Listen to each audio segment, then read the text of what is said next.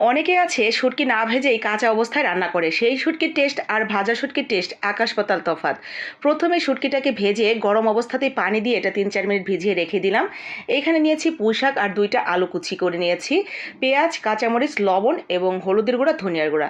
ব্যাস এতটুকু মশলা দিয়ে আজকে আমি শুটকিটা রান্না করব, তবুও টেস্ট একটু এদিক সেদিক হবে না। ভালো করে মেখে অল্প একটু তেল দিয়ে আস্তে আস্তে এটা সিদ্ধ করে নেব আর তরকারিটা মজাতে থাকবো। তরকারিটা মজতে থাক আর এইখানে যে শুটকিটা আমরা ভিজিয়ে রেখেছিলাম সেটাও সুন্দর ভিজে গেছে। উপরের যে কাচকি মাছের একদম ছোট ছোট আঁশ থাকে সেগুলো কিন্তু উঠানোর জন্য খুব ভালো করে ধুয়ে নিতে হবে। বারবার পানি পাল্টে আমি একটা জালের মধ্যে নিয়ে ঘুরিয়ে ঘুরিয়ে ধুয়ে নেব একদম পরিষ্কার করে।